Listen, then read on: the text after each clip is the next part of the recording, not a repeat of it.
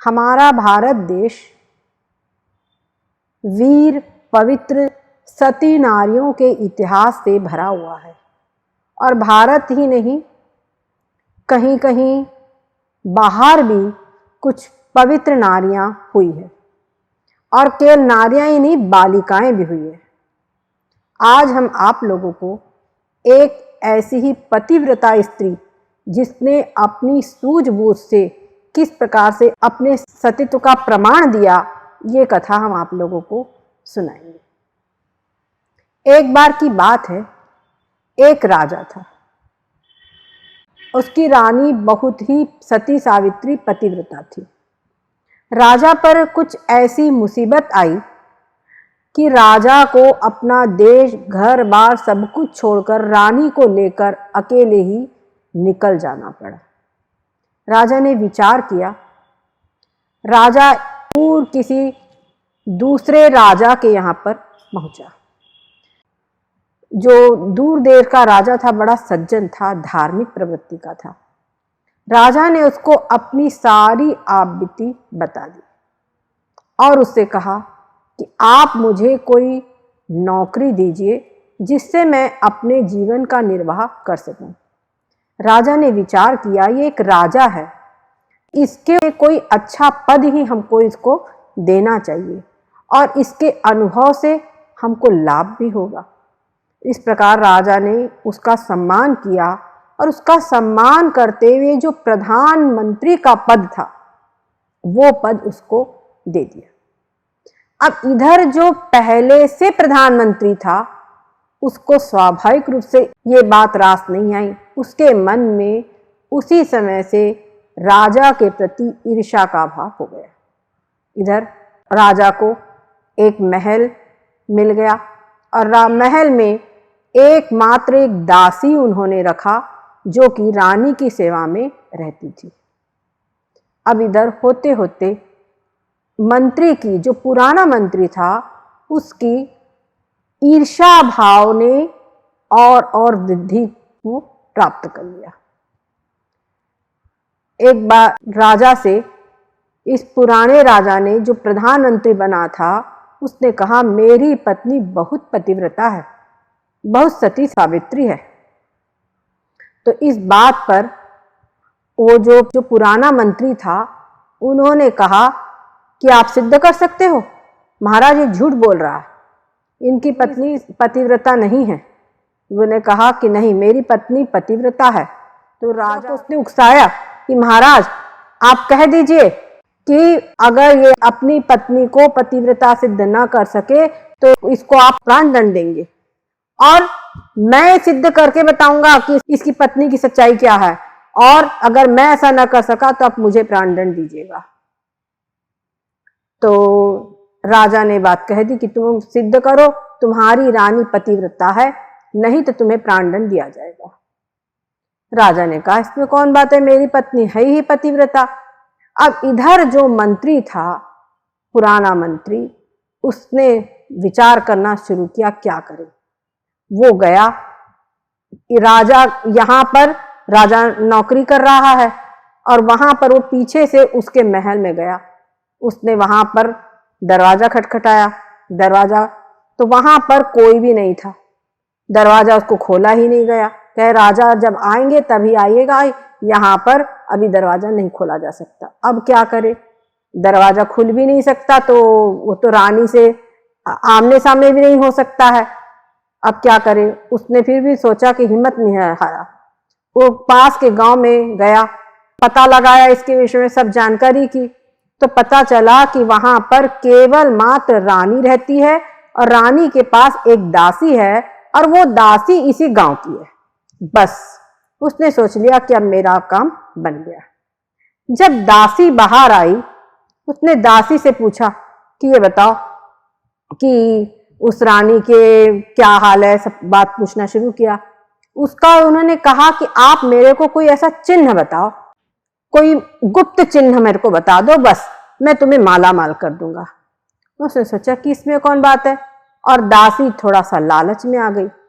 एक दिन उसने रानी को, पूर्णिमा का दिन आया, तो ले महारानी आज पूर्णिमा का दिन है, आज के दिन जो कोई भी निर्वस्त्र होकर स्नान करता है उसके पति की आयु बहुत लंबी हो जाती है। रानी ने जब ये सुना तो वो बहुत उत्सुक हो गई। उसने निर्वस्त्र होकर के स्नान किया और इधर जो दासी थी वो यही चाहती थी। उसने चुपचाप होकर के देखा क्या है रानी के इसने, तो उसने देख लिया कि रानी की जांघ में एक तिल। बस ये गुप्त पहचान उसको हो गई और उसका मंतव्य पूरा हो गया। ये बात उसने पुराने मंत्री को बता दी। मंत्री का काम बन गया, वो चला गया। रानी का गुप्त चिन्ह प्राप्त कर लिया और राजा से कहा कि ये जो कहते हैं मेरी पत्नी बड़ी पतिव्रता है, बिल्कुल झूठ कहते हैं। देखो हम पूरा पूरा दिन रानी के साथ रह करके आए।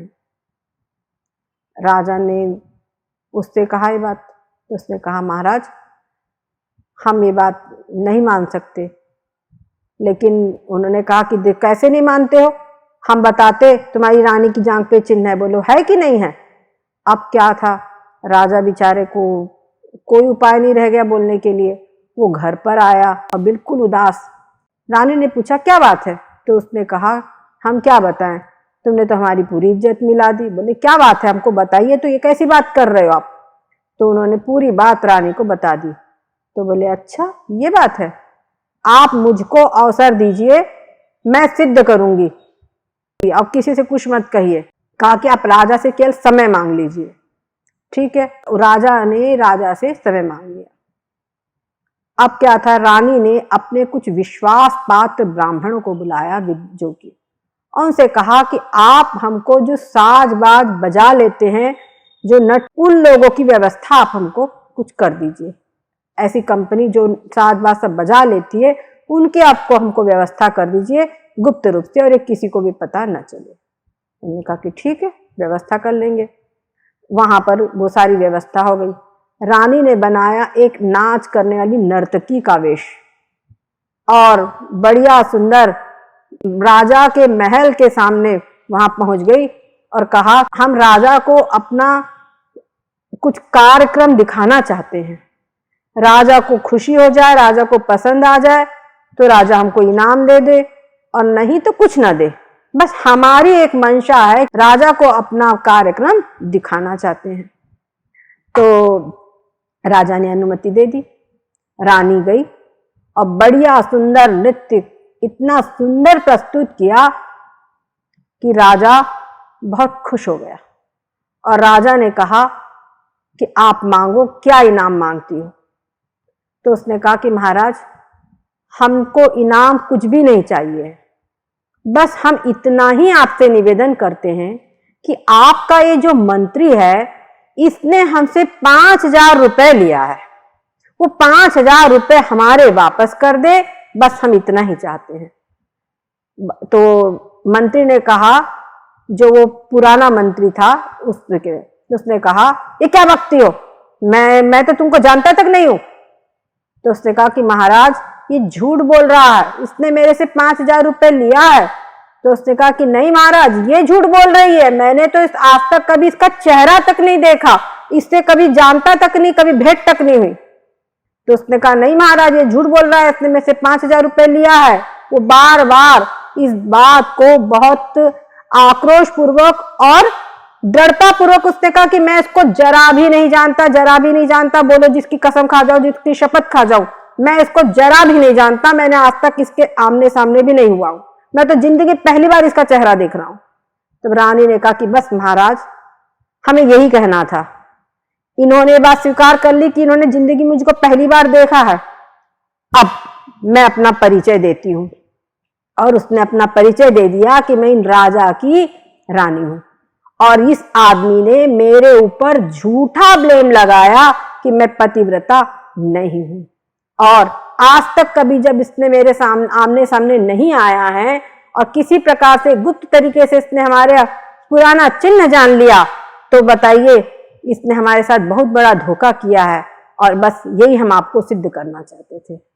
राजा सारी बात समझ गए और उस कड़ाई की गई। पूछा गया कि कैसे तूने पुराना चिन्ह जाना, तो उसने सारी दासी वाली बात सब खोल दी।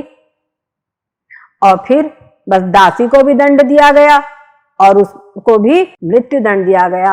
रानी की सूझबूझ से राजा की भी जान बच गई। इस प्रकार से रानी ने अपनी सूझबूझ से अपने आप को प्रमाणित कर दिया।